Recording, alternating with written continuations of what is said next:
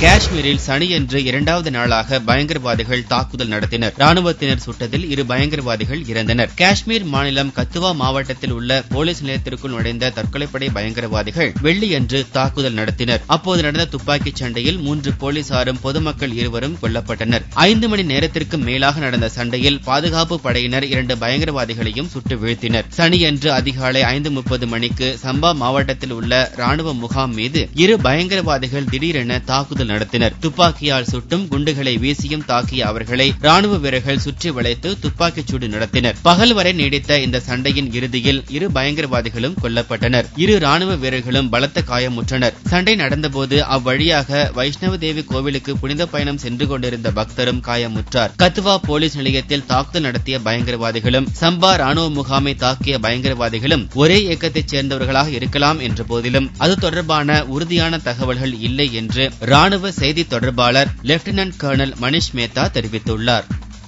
உலகக்கோப்பை போட்டித் தொடரில் அரையிறுதிப் போட்டிக்கு நியூசிலாந்து அணி தகுதி பெற்றது. உலகக்கோப்பை கிரிக்கெட் போட்டித் தொடரில் 4வது காலிறுதி ஆட்டத்தில் பலம் மிக்க நியூசிலாந்து அணியும் வெஸ்ட் இண்டீஸ் அணிகளும் மோதின. வெலிங்டனில் நடந்த இந்த போட்டியில் முதலில் ஆடிய நியூசிலாந்து அணி 50 ஓவர்களில் 6 விக்கெட் இழப்புக்கு 393 ரன்களை குவித்தது. துவக்க வீரர் மார்டின் குப்தில் 163 பந்துகளில் 237 ரன்களை குவித்தார். வெஸ்ட் இண்டீஸ் வீரர்களின் பந்துவீச்சை துவம்சம் செய்த அவர் 25 பவுண்டரிகள் 11 சிக்சர்களை விளாசினார். 394 ரன்கள் எடுத்தால் வெற்றி என்ற இமாலய இலக்குடன் ஆடிய வெஸ்ட் இண்டீஸ் அணி 30 ஓவர்களில் 250 ரன்களில் ஆல் அவுட் ஆகி 143 ரன் வித்தியாசத்தில் தோல்வியை தழுவியது. கிறிஸ் கெயில் 61 ரன்களும் கேப்டன் ஜோசன் ஹோல்டர் 42 ரன்களும் எடுத்தனர். மற்றவர்கள் குறைந்த ரன்களில் ஆட்டமிழந்தனர். ஆட்ட நாயகன் விருது குப்திலுக்கு வழங்கப்பட்டது. ஒருநாள் கிரிக்கெட்டில் இந்தியாவின் ரோஹித் சர்மாவுக்கு அடுத்தபடியாக அதிக ரன் எடுத்த வீரர் என்ற சாதனையை படைத்த குப்தில் இரட்டை சதம் அடிக்கும் முதலாவது நியூசிலாந்து வீரர் என்ற பெருமையையும் பெறுகிறார். இந்த வெற்றியின் மூலம் அரையிறுதிக்கு தகுதி பெற்ற நியூசிலாந்து அணி ஆக்லாந்தில் மார்ச் 24ஆம் தேதி நடக்கும் முதலாவது அரையிறுதியில் தென்னாப்பிரிக்காவை எதிர்கொள்கிறது. மார்ச் 26ஆம் தேதி சிட்னியில் நடக்கும் 2வது அரையிறுதியில் இந்தியாவும் ஆஸ்திரேலியாவும் களம் காண்கின்றன. கடந்த 23ஆம் தேதி துவங்கிய மத்திய பட்ஜெட் கூட்டத்தொடரின் முதல் அமர்வு முடிந்தது. மீண்டும் ஏப்ரல் 20ஆம் தேதி பார்லிமெண்ட் கூடுகிறது. கடந்த 26ஆம் தேதி ரயில்வே பட்ஜெட், 28ஆம் தேதி பொது பட்ஜெட் தாக்கலானது. வெள்ளியுடன் முடிந்த முதல் பட்ஜெட் கூட்டத்தொடர் 1 மாத விடுமுறைக்கு பின்னர் ஏப்ரல் 20ஆம் தேதி மீண்டும் துவங்குகிறது. நிலக்கரி சுரங்க மசோதா, காப்பீட்டு சட்ட மசோதா ஆகியவை இந்த கூட்டத்தொடரில் நிறைவேற்றப்பட்ட நிலையில் அடுத்த கூட்டத்தொடரில் நிலம் கையகப்படுத்துதல் மசோதா ராஜ்யசபாவில் நிறைவேற்றப்படும் என்று எதிர்பார்க்கப்படுகிறது. எம்எல்ஏ சீட் வாங்கித் தருவதாக கூறி 1 கோடி ரூபாய் லஞ்சம் வாங்கியதாக காங்கிரஸ் எம்பி ரேணுகா சௌத்ரி மீது தெலுங்கானா போலீசார் வழக்கு பதிவு செய்துள்ளனர். கடந்த ஆண்டு லோக்சபா தேர்தலுடன் தெலுங்கானா சட்டசபை தேர்தலும் நடந்தது. அப்போது கம்மம் மாவட்டம் வைரா சட்டசபை தொகுதியில் காங்கிரஸ் சார்பில் போட்டியிட காங்கிரஸ் பிரமுகர் டாக்டர் ராம்ஜி நாயக்கருக்கு எம்எல்ஏ சீட் வாங்கித் தருவதாக முன்னாள் மத்திய அமைச்சர் ரேணுகா சௌத்ரி வாக்குறுதி அளித்ததாகவும் அதற்காக 1 கோடியே 10 லட்சம் ரூபாய் வாங்கினார் என்றும் ராம்ஜி நாயக்கின் மனைவி கலாவதி இப்போது புகார் அளித்துள்ளார். வைரா தொகுதியில் நிற்க தனது கணவருக்கு சீட் கிடைக்கவில்லை என்றும் கடன் தொல்லையால் அவர் உடல்நலம் பாதிக்கப்பட்டு இறந்தார் என்றும் கலாவதி தெரிவித்துள்ளார். இது தொடர்பாக கலாவதி வழக்கு தொடர்ந்ததை அடுத்து ரேணுகா சௌத்ரி மீது வழக்கு பதிவு செய்ய ஹைதராபாத் உயர்நீதிமன்றம் உத்தரவிட்டது. இதன் அடிப்படையில் தெலுங்கானா போலீசார் ரேணுகா சௌத்ரி மீது மோசடி வழக்கு பதிவு செய்துள்ளனர். இக்குற்றச்சாட்டை மறுத்துள்ள ரேணுகா சௌத்ரி கலாவதியை தான் பார்த்தது கூட இல்லை என்றார். இப்பிரச்சனையை சட்டப்படி எதிர்கொள்வேன் என்று கூறிய ரேணுகா மன்மோகன்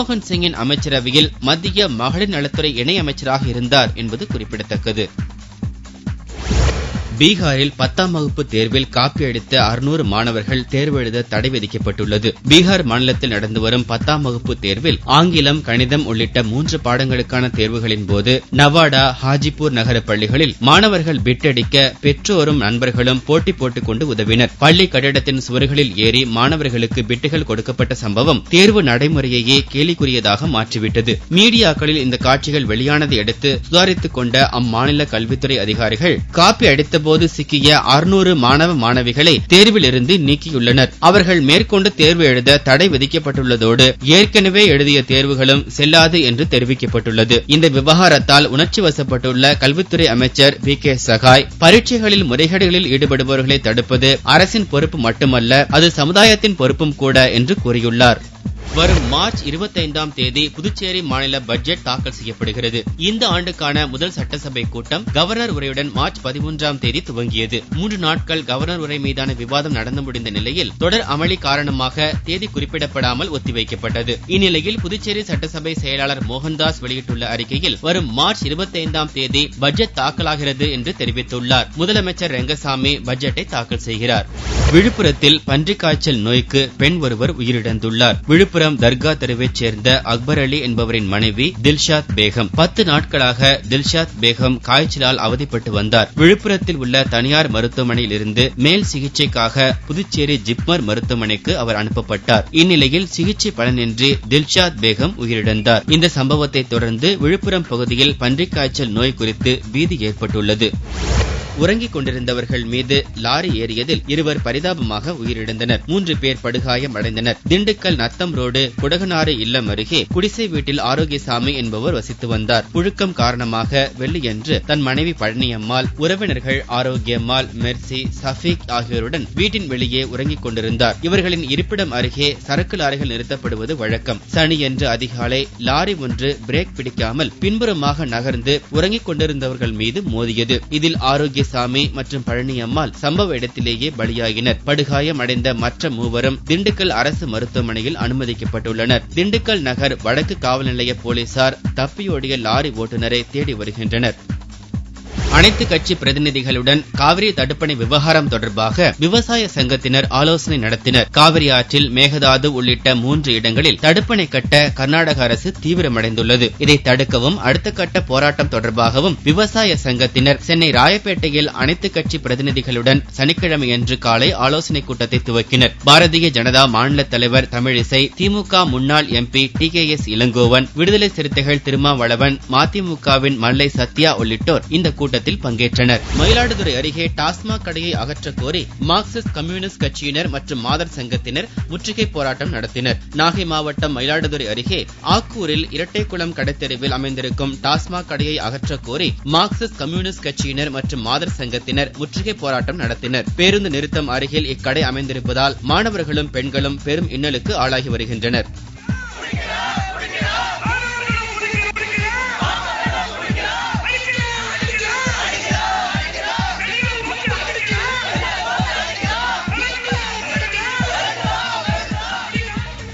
மீனவர்களுக்கான மானிய விலை டீசல் வழங்குவதில் ஊழல் நடக்கவில்லை என்று தமிழ்நாடு அனைத்து மீனவர் சங்கங்களின் ஒருங்கிணைப்பு குழு அறிவித்துள்ளது. இது தொடர்பாக சனிக்கிழமையன்று செய்தியாளர்களை சந்தித்த இந்த அமைப்பினர் 100 கோடி ரூபாய் ஊழல் என்பது வதந்தி என்று தெரிவித்தனர். மீனவ மக்களுக்கு கிடைக்கக்கூடிய அந்த மானிய டீசல்ல 100 கோடி ரூபாய் ஊழல் நடந்திருக்கிறதாவும், அதுக்கு சில அதிகாரிகள் உடந்தையா இருக்கிறதாவும் ஒரு பொய்யான குற்றச்சாட்டை முன்வச்சு இன்னைக்கு தமிழகத்தில் இருக்கக்கூடிய ஒட்டுமொத்த மீனவர் மக்களும் கொந்தளிப்பாக இருக்காங்க. குஜராத் மாநிலத்தில் உற்பத்தியான உபரி மின்சாரம் 6 மாநிலங்களுக்கு விற்பனை செய்யப்பட்டுள்ளது. மின் உற்பத்தியில் தமிழகம் திணறி வரும் நிலையில் குஜராத் மாநிலத்தில் உற்பத்தியான 2100 மில்லியன் யூனிட் உபரி மின்சாரம் 6 மாநிலங்களுக்கு விற்பனை செய்யப்பட்டுள்ளது. அம்மாநில சட்டசபையில் காங்கிரஸ் MLA மகேந்திர சிங் வகேலா எழுப்பிய கேள்விக்கு பதிலளித்த குஜராத் எரிசக்தித்துறை அமைச்சர் சாமு பட்டேல் இந்த தகவலை தெரிவித்தார். கர்நாடகா, உத்தரப்பிரதேசம், தில்லி, மேற்கு வங்கம், மகாராஷ்டிரா, அஸ்ஸாம் ஆகிய மாநிலங்களுக்கு உபரி மின்சாரம் விற்கப்பட்டிருப்பதாகவும் அவர் தெரிவித்தார். கன்னிகாஸ்திரி பலாத்காரம் செய்யப்பட்ட சம்பவத்தை கண்டித்து திரிபுராவில் கிறிஸ்தவர்கள் மெழுகுவர்த்தி ஊர்வலம் நடத்தினர். மேற்கு வங்க பள்ளிக்குள் புகுந்து 72 வயது கன்னிகாஸ்திரியை மர்ம ஆசாபிகள் பலாத்காரம் செய்த சம்பவம் நாடு முழுவதும் போராட்டங்களை உண்டு பண்ணியுள்ளது. திரிபுரா மாநில தலைநகர் அகர்தலாவில் கத்தோலிக்க கிறிஸ்தவர்கள் மெழுகுவர்த்தியை ஏந்தியபடி ஊர்வலமாக சென்றனர். சுவாமி விவேகானந்தா அரங்கில் இருந்து புறப்பட்ட பேரணி முக்கிய சாலைகள் வழியாக சென்றது. கன்னிகாஸ்திரீகள், மாணவ மாணவிகள், நூற்றுக்கணக்கான கிறிஸ்தவர்கள் கலந்து கொண்டனர்.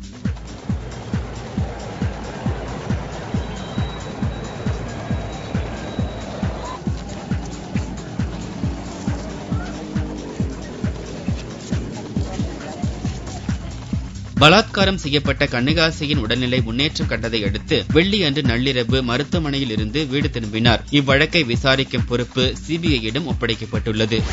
மார்ச் 21 உலக வன தினத்தை முன்னிட்டு திருச்சி மாவட்ட வனத்துறை சார்பில் மரம் வளர்ப்பு விழிப்புணர்வு நிகழ்ச்சி நடந்தது. பிஷப் கல்லூரியில் நடந்த சைக்கிள் பேரணியை மாவட்ட வன அலுவலர் சதீஷ் கொடியசைத்து துவக்கி வைத்தார். திருச்சியின் முக்கிய வீதிகளில் பேரணி சென்றவர்கள் காடுகளை அழிக்கக்கூடாது என்பதை வலியுறுத்தி கோஷங்களை எழுப்பினர். நாட்டுப்புற பாடல்கள் மற்றும் மற்றும் நடனம் மூலமாகவும் மரங்களை வளர்ப்பது குறித்து விழிப்புணர்வு மேற்கொள்ளப்பட்டது.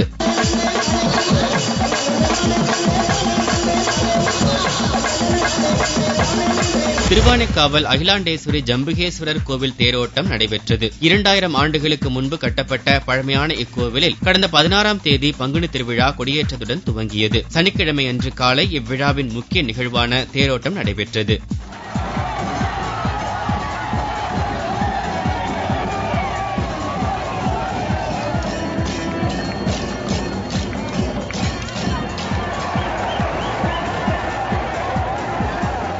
தங்கத்தின் விலையில் சனிக்கிழமையன்று ஒரு சவரனுக்கு 160 ரூபாய் அதிகரித்திருந்தது. ஒரு சவரன் தங்கம் 21,224 ரூபாய்க்கு விற்பனையானது. 1 கிராம் ஆபரண தங்கம் 2,653 ரூபாயாக இருந்தது. வெள்ளி 1 கிராமுக்கு 40 காசுகள் உயர்ந்து 39 ரூபாய் 50 காசுகளுக்கு விற்பனையானது. பார் வெள்ளியின் விலை 36,930 ரூபாயாக இருந்தது.